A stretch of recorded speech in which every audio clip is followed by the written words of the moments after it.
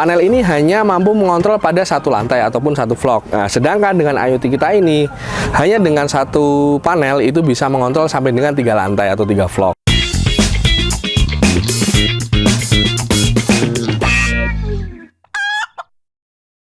Selamat pagi teman-teman.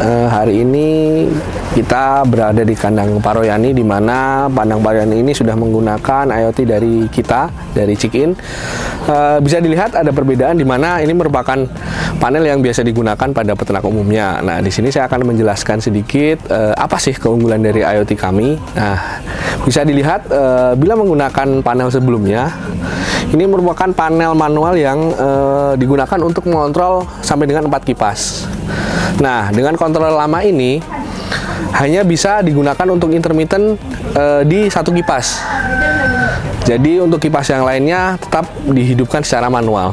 Nah, setelah menggunakan IoT dari kita, di mana IoT kita ini merupakan controller yang mampu untuk mengontrol kipas intermittent sampai dengan 5 kipas. Kemudian bisa juga dilihat di sini bisa di intermittent untuk pendingin dan pemanas apabila pemanasnya menggunakan super saver.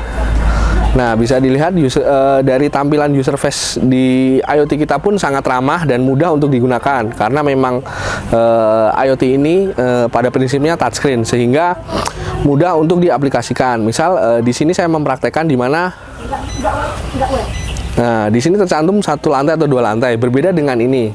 Panel ini hanya mampu mengontrol pada 1 lantai ataupun 1 vlog. Nah, sedangkan dengan IoT kita ini hanya dengan satu panel itu bisa mengontrol sampai dengan 3 lantai atau 3 vlog. Nah, bisa dilihat di IoT kita dari IoT Chikin ini, bisa dilihat untuk tampilan interface pertama. Yang pertama di sini kita bisa lihat ada umur ayam, kemudian ada suhu untuk lantai 1, karena ini kita berada di pilihan di lantai 1. Adapun nanti pada tampilan awal akan tersedia berapa lantai yang sesuai dengan kandang Bapak miliki.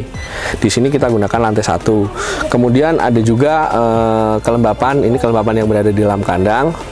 Nah, di sini keunggulan dari IoT kami, di sini kita bisa untuk pengaturan intermittent untuk setiap kipas sampai dengan 5 kipas. Nah, contohnya seperti ini. Nah, di sini bisa dilihat bahwasannya untuk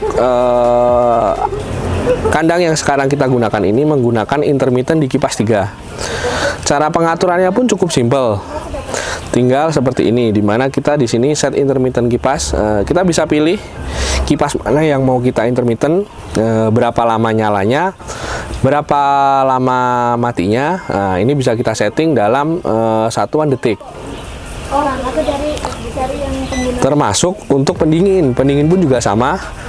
Di sini misal kita mau melakukan intermittent pun juga bisa kita setting dengan satuannya detik, berapa lama nyalanya, berapa lama matinya.